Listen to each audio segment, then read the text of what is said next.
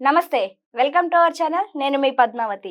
ఈ రోజు నుంచి మన రెడ్ టీవీ భక్తిలో కళ్యాణమస్తు అనే ప్రోగ్రామ్ అనేది స్టార్ట్ అవ్వబోతుంది. అయితే దీంట్లో కళ్యాణం గురించి మరియు కుజదోషాలు అనేక సందేహాల గురించి మనం చర్చించబోతున్నాం. అయితే ప్రతి ఒక్కరూ వీక్షించాలి అనుకునేవారు ఖచ్చితంగా దీన్ని చూసి వారికున్న సందేహాలను ఖచ్చితంగా తీర్చుకుంటారని మేము కూడా మనస్ఫూర్తిగా కోరుకుంటున్నాం. అయితే ఈరోజు మనతో పాటు ప్రముఖ జ్యోతిష్య మరియు వాస్తు పండితులు బ్రహ్మశ్రీ డాక్టర్ నాయకంటి మల్లికార్జున శర్మ గారు మనతో పాటు ఉన్నారు. అయితే ఆయనతో మాట్లాడి అసలు కళ్యాణంకి సంబంధించి కావచ్చు, మిగతా అనేక దోషాల గురించి కావచ్చు తెలుసుకునే ప్రయత్నం చేద్దాం. అయితే మీరు కూడా ఇక నుంచి ఈ కళ్యాణ మస్తు అనే ప్రోగ్రామ్ని ఖచ్చితంగా వీక్షిస్తారని నేను కూడా మనస్ఫూర్తిగా కోరుకుంటున్నాను. నమస్కారం గురువుగారు. నమస్కారం. గురువుగారు, వాస్తవానికి కళ్యాణానికి కారణం శుక్రుడు అంటారు. అసలు శుక్ర దోషం అంటే ఏంటి? మరి కొంతమంది కళ్యాణంలోని శుక్ర దోషాలు ఉన్నాయి అని అంటూ ఉంటారు. మరి కళ్యాణంకి కారణమే శుక్రుడు అయినప్పుడు మళ్ళీ దానిలో దోషాలేంటి? అసలు శుక్ర గ్రహం అంటే ఏంటి? దానికి సంబంధించిన ప్రతివి కూడా ఎలా ఉంటాయి అసలు? తప్పకుండా అమ్మ. ఓం శ్రీ గురుభ్యో నమః. శుక్రదోషం అంటే ఒక జ్యోతిష్ శాస్త్రంలో మనము కళత్రకారకుడు, సప్తమ భావకారకుడు శుక్రుడు. ఉమ్, ఈ శుక్రగ్రహం యొక్క దోషం ఏంటి అంటే, చాలామంది కూడా మనం కుజదోషాన్ని చూసుకుంటుంటారు. ఉమ్, కుజదోషంతో పాటు అతిపెద్ద దోషం ఏంటంటే శుక్రదోషం. ఉమ్, అంటే కుజదోషం అనేది ఏంటంటే చాలా చోట్ల కూడా నానుడుగా అయిపోయింది కుజదోషం అని. ఉమ్, కానీ అసలైన గ్రహం ఏమిటి అనేది వీళ్ళు పట్టుకోవట్ల. అంటే ఒక డాక్టర్ దగ్గరికి వెళ్ళిన తర్వాత అన్నీ స్కాన్ చేసిన తర్వాత ఎక్కడో రోగం అనేది ఎక్కడో ఉంటుంది, అది ఉమ్, డిసీజ్ వేరే చోట ఎత్తుకుతుంటారు. అవును. పాత రోజుల్లో ఒక సామెత ఉంది, ఎక్కడ పోయినాయో అక్కడ వెతుక్కొని మళ్ళీ తెచ్చుకోవాలని. అవును. అక్కడ బాగాలేకపోతే ఇంకో చోట తెచ్చుకోవచ్చు. ఉమ్, మనం ఎక్కడ పోగొట్టుకున్నామో అక్కడే సంపాదించుకోవాలని, అక్కడ వీరు లేకపోతే వేరే చోట సంపాదించుకోవచ్చు. ఉమ్, అక్కడ గొడవలు పడుతుంటే ఇప్పుడు ఇద్దరు అన్నదమ్ములు గొడవ పడుతుంటారు, ఉమ్, అక్కడే పోయిందని వెతుక్కోకూడదుగా. వాడికి దూరంగా ఉంటే వీడు బాగుపడినట్టే. అవును. అది జస్ట్ నానుడుగా చెప్పారు. కానీ వాస్తవంగా ఏంటంటే శుక్రుడు అనేవాడు కళత్రకారకుడు, వివాహకారకుడు. ఈ శుక్రుడు ఎట్టి పరిస్థితుల్లో కూడా మనకి బాగుంటేనే మంచి జరుగుతుంది, ఉమ్, బాగలేకపోతే మంచి జరగదు.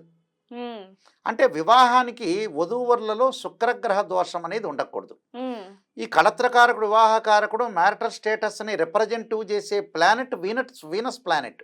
ఉమ్, ఈ వీనస్ ప్లానెట్ అనేది అనుకూలంగా ఉండాలి. ఎందుకంటే వీనస్ ప్లానెట్ అనుకూలంగా లేదంటే డిఫరెన్స్ ఆఫ్ ఒపీనియన్స్, అంటే వైఫ్ అండ్ హస్బెండ్ మధ్యలో ఉమ్, కరెక్ట్గా బాండింగ్ లేకపోవటం, దాని తర్వాత డిస్ప్యూట్స్ అంటే ఏకాభిప్రాయం లేక ఇద్దరి మధ్యలో గొడవలు, తగాదలు, కోర్టు సమస్యలు రావటం ఒకటి. భార్యాభర్తలు ఎంతసేపు మనం మ్యారేజ్ బ్యూరోలో చూసిన కాలానికంటే కూడా ముందుగానే విడిపోతారు వాళ్ళు.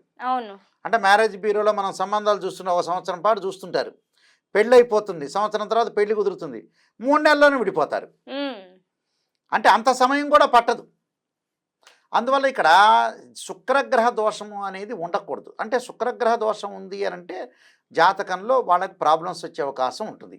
మరి ఎలా చూడాలి దాన్ని అంటే, ఒక జాతకంలో 6, 8, 12 స్థానాల్లో శుక్రదోషం అనేది ఉండకూడదు. ఉమ్, 6వ స్థానంలో శుక్రుడు ఉండకూడదు, 8వ స్థానంలో శుక్రుడు ఉండకూడదు, 12వ స్థానంలో శుక్రుడు ఉండకూడదు. ఉమ్, ఉంటే వధువుకు కానీ వరుడుకు కానీ ఉంటే దోషం కలుగుతుంది అని అర్థం. ఉమ్, 6వ స్థానంలో శుక్రుడు ఉంటే ఏమవుతుందంటే భర్త శత్రువు అవుతాడని అర్థం, ఉహు, లేకపోతే భార్య శత్రువు అవుతుంది అని అర్థం. ఉమ్, 6వ స్థానం ఎందుకు శత్రుస్థానం అని అర్థం. 6వ స్థానంలో శుక్రదోషం ఉండకూడదు. 8వ స్థానంలో శుక్రుడు ఉన్నాడు అనుకోండి, భార్యాభర్తల్లో ఇద్దరి మధ్యలో కూడా ఇద్దరికి కూడా ఆరోగ్యపరంగా నష్టాలు జరుగుతాయని అర్థం. ఉమ్, అంటే కొంత లైఫ్ స్పాన్ అనేది కొంత ప్రాబ్లం అవుతుంది అని అర్థం.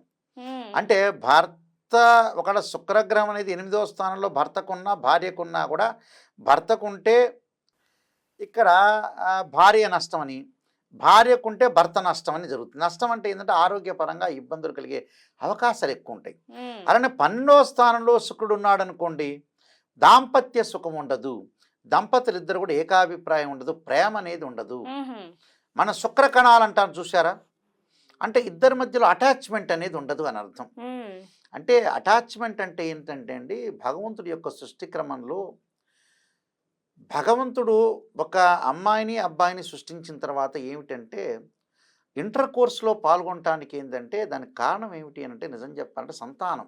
ఉమ్, సంతానం కలగటానికే ఆ సెక్స్ రిలేషన్ పెట్టింది యాక్చువల్గా అయితే. అవును. ఎందుకంటే దాంపత్యంలో పిల్లలు కలగాలి, సంతానం సంపత్ప్రదం అన్నారు. సంతానం కలగాలంటే ఏమిటి? ఇద్దరు కూడా అన్యోన్య దాంపత్యం అనేది ఉండాలి. అప్పుడు ఉమ్, నెక్స్ట్ జనరేషన్ ఉన్నట్టు. ఉమ్, ఆ సంతానాన్ని చూసే వీళ్ళు మురిసిపోతారని అర్థం. అవును. అర్థమైందా? అవును. చిన్న పిల్లలు దోగాడుతుంటుంటే తన వంశం అనేది ఒకటి నిలబడుతూ ఉంటే ఆ పిల్లల్ని చిన్న చిన్న పిల్లల్ని చూస్తుంటే అమ్మ వధువు కానీ వరుడు కానీ అంటే ఈ తండ్రి కానీ తల్లి కానీ చూస్తే జీవితం అనేది ధన్యమైపోయినట్టు. ఉమ్, ఒక స్త్రీమూర్తికి సంతానం కలిగితే 100% ఆమెకి కంప్లీట్ ఉమెన్ అయినట్టు. ఉమ్, అంటే ఒక ఒక స్త్రీమూర్తి మాతృమూర్తి కావటం గొప్ప వరం. ఉమ్, చిన్నప్పుడు తల్లిదండ్రుల దగ్గర ఉంటుంది. ఉమ్, తర్వాత భర్త యొక్క సపోర్ట్‌తో ఉంటారు. అవును. తర్వాత వచ్చేటప్పటికి ఆమె కాళ్ళ మీద ఆమె నిలబడుతుంది. మళ్ళీ సంతానం కలుగుతుంది. సంతానంలో మళ్ళీ పిల్లలు అండగా ఉంటారు. ఉమ్, ఒక స్త్రీమూర్తికే కాదు మళ్ళీ. మనవాళ్ళు పాపం స్త్రీమూర్తి గురించి అనుకునేరు. బా మగవాడికైనా తండ్రి అండ ఉండాలి, కొడుకు అండ ఉండాలి, భార్య ఉండాలి. అందరూ కూడా అండదండలో ఉండాలక్కడ. అంటే ఇక్కడ ఏదైనా సరే ఇక్కడ శుక్రదోషం అనేది ఉండకూడదు. శుక్రదోషం ఉండటం వల్ల ఇద్దరి మధ్యలో ప్రేమ అనేది పుట్టదు. ఉమ్, ఆ ప్రేమ అనేది ఏందో డబ్బు పెట్టి కొనుక్కునే వస్తువు కాదుగా. అవినాభావ సంబంధం అనేది ఇద్దరికి ఉండాలి. అందువల్ల 12వ స్థానంలో శుక్రదోషం అనేది ఉండకూడదు. అంటే 6, 8, 12 స్థానాలు శుక్రదోషం ఉండకపోవటం అనేది చాలా మంచిది. ఒకవేళ ఉంది గురువుగారంటే కుజదోషం లాగానే ఇక్కడ 6, 8, 12 స్థానాల్లో శుక్రదోషం అబ్బాయికి ఉంటే అమ్మాయికి కూడా ఉంటే -++ అవుతుంది. ఓకే. కుజదోషంలానే. ఉమ్, అందువల్ల ఇక్కడ శుక్రదోషం ఉందా లేదా అనేది మనం చూసుకోవాలి ఇక్కడ. కొంతమందికి ఉంటుంది, కొంతమందికి లేరు. ఒకవేళ అబ్బాయికి ఉండి అమ్మాయికి లేదనుకుందాం కాసేపు. ఉమ్, వీళ్ళు శుక్రదోషాన్ని పరిహారం చేసుకొని వివాహం చేసుకోవచ్చు. ఉహుహు, అంటే మిగతావన్నీ కలుస్తే, ఓకే. అంటే గ్రహమైత్రి, రాశి పొంతన, రజ్జు దోషాలు ఇవన్నీ కలుస్తే చేసుకోవచ్చు. మిగతావన్నీ బాగుంటే పాసిబిలిటీ అయితే. అందువల్ల శుక్రదోషం ఏంటంటే కళత్రకారకుడు, వివాహకారకుడు శుక్రుడే. ఉమ్, శుక్రుడు ఇద్దరి మధ్యలో బాండింగ్ ఉండాలి, సుఖ సంతానం ఉండాలి, మంచి సంతానం కలిగి ఉండాలి, ఇద్దరు అన్యోన్య దాంపత్యం ఉండాలి, పిల్లలు కలగాలిగా. అవును. అసలు పెళ్లి దేనికోసం చేసుకుంటారు? పిల్లలు కలగటానికే అసమే చేసుకునేది. అవును. ఒకళ్ళొకళ్ళు పరస్పర అండదండలతో ఉండటానికే మనం చేసుకునేది. లేకపోతే ఎవరు వాళ్ళు విడిగా ఉండొచ్చుగా. ఇక్కడ పిల్లలు అనేది ఇంపార్టెంట్, ప్రాధాన్యత. ఉమ్, శరీరం నుంచి ఆనందదాత హృదయంలోంచి కదులుతేనే కొడుకు కూతురు పుడతారంటారు. అవును. అంటే ఆ పిల్లల్ని చూసే మనం మురిసిపోతామని అర్థం. ఉమ్, నెక్స్ట్ జనరేషన్ ఏంది? పిల్లలే చాలా ఇంపార్టెంట్ ఇక్కడ. లేకపోతే ఎందుకు ఈ డబ్బు సంపాదించడం ఎందుకు, ఈ సాఫ్ట్వేర్ జాబులు చేయటం ఎందుకు? ఎక్కడొక్కడ శ్రీశైలం లాంటి క్షేత్రాల్లో ఒక 4 లక్షలు ఇస్తే రూమ్ కట్టి ఉంచుతారు, అక్కడికి వెళ్ళి ఉండొచ్చు. అవునా కదా? అవును. డబ్బు సంపాదించేది ఎందుకు? పిల్లల గురించే ఇక్కడ.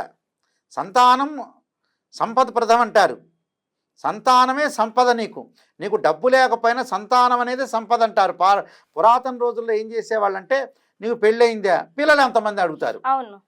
ఇప్పుడు అలా అడగట్లా. మీకు ఆస్తులు ఎంత ఉన్నాయి, ఎన్ని పొలాలు ఉన్నాయి, ఎన్ని బిల్డింగ్స్ ఉన్నాయి హైదరాబాద్, ఈ మోడల్లో అడుగుతున్నారు. అవును. సంతానం సంపత్ప్రదం. సంతానం అనేది చాలా గొప్ప వరం. ఉమ్, అది స్త్రీమూర్తికి గాడ్ గిఫ్ట్ అది. అందువల్ల ఆ స్త్రీ ఇక్కడ పరిపూర్ణమైన ఉమెన్. ఉమ్, అందువల్ల ఆ సంతానం అనేది చాలా గొప్ప వరం. అంటే ఒక స్త్రీ దేవతలాగా సమానం నిజం చెప్పాలంటే ఇక్కడ. అందువల్ల ఒక జన్మ, ఒక మనిషి జన్మ ఇవ్వటం అనేది చాలా అరుదు. భగవంతుడి తర్వాత స్త్రీమూర్తి ఇచ్చేది నిజం చెప్పాలంటే. ఉమ్, అలాగా సంతానం కలగాలి అని అంటే ఈ వీళ్ళిద్దరి మధ్యలో అన్యోన్య దాంపత్యం ఉండాలి. భర్త ఆయుష్ కారకుడై ఉండాలి, భార్య కూడా ఆయుష్ కారకుడై ఉండాలి, ఆయుష్ కారకురాలై ఉండాలి. లైఫ్ స్పాన్ అనేది బాగుండాలి. ఇద్దరు శత్రువులు కాకూడదు. 6వ స్థానం ఉంటే ఇద్దరు శత్రువులు అయ్యారనుకోండి, ఉమ్, భార్యాభర్తల అన్యోన్య దాంపత్యం దెబ్బతింటుంది. ఉహుహు, 8వ స్థానంలో శుక్రుడు ఉన్నాడు అనుకోండి, ఎవరొకళ్ళు ఆరోగ్యం బాగుండదు, అంటే రోగగ్రస్తులు అవుతారని అర్థం. అవును. రోగగ్రస్తులైతే దాంపత్య సుఖం అనేది ఉండదు. ఉమ్, 12వ స్థానంలో శుక్రుడు ఉన్నాడు అనుకోండి, ఇద్దరికి సంతానం అనేది, ప్రేమ లేకపోతే సంతానం కలగదు. ఉమ్, అల్టిమేట్ చివరికి సంతానం. ఉమ్, అలాగా ఇక్కడ ప్రపంచంలో ఏమిటంటే అండి, గ్రహదోషం అనేది ఉండకూడదు. గ్రహదోషం ఉండకూడదు. జీవితంలో సరైన సమయంలో పెళ్లి కావాలి. శుక్రుడు కూడా సరిగా లేకపోతే సరైన సమయంలో వివాహం కాదు. లేటుగా వివాహం అయిన తర్వాత సంతానం కలగకపోతే ఎందుకు పెళ్లి చేసుకోవడం? అవును. అది కూడా నిష్ప్రయోజనమేగా. అవును. ఇక మధ్యకాలంలో 35కి 45కి వివాహం చేసుకుంటున్నారు. వాళ్ళ పిల్లల్ని వాళ్ళ మనవరాళ్ళని కూడా చూసుకోలేని దౌర్భాగ్య స్థితి ఏర్పడింది ఇప్పుడు. అవును. ఎప్పుడూ కూడా 22 దగ్గర నుంచి 30 లోపల లేకపోతే 28 లోపల చేసుకోవాలి. ఆ మగవాడికి 50 ఏళ్ళు వచ్చిందంటే 25 ఏళ్ల కొడుకు ఉండాలి. హుహు. అది క్యాలిక్యులేషన్. పాత రోజుల్లో అలానే ఉండేది హ్మ్. క్యాలిక్యులేషన్. అంటే చూసుకోవాలిగా నువ్వు. వాడి ఆలనా పాలన చూసుకోవాలి. ఇంకా అవన్నీ చూసుకోకుండా ఏదో జాబ్ చేసి డబ్బులు సంపాదించి ఏం ప్రయోజనం? నిజంగా గురుగారు. ఆ మీరు డబ్బులు చెప్పింది. పిల్లల్ని చూసుకొని వాళ్ళ పెళ్ళిళ్ళు చూసుకోకపోతే నెక్స్ట్ ఇంక ఏం లేనట్టే అర్థం. హ్మ్. ఆ! ఆహ్, దానిలో మొన్న ఈ మధ్యన 'జబర్దస్త్‌లో' చమక్ చంద్ర ఉన్నాడు కదా! హ్మ్. ఆయన ఏదో ఒకటి చెప్పాడు ఇలా. ఇలా పుట్టేటప్పుడు మూసుకుంటావని. అంటే ఏదో సాధించాలని. హ్మ్. చనిపోయేటప్పుడు ఇలా వదులుతారట. హ్మ్. సాధించలేకపోయాం ఇది అక్షర సత్యం. ఎందుకంటే ప్రతి ఒక్కరు కూడా ఈ పద్ధతి అనేది పాటించడం వల్ల చక్కగా ఉంటారు జీవితంలో కూడా సుఖ సంతోషాలతోని. నిజంగా గురుగారు ఇంతటి చక్కటి అద్భుతమైన సమాచారాన్ని మా కోసం మరియు మన రెడ్ టీవీ భక్తి ప్రేక్షకుల కోసం అందించినందుకు ధన్యవాదాలు గురుగారు. నమస్కారం.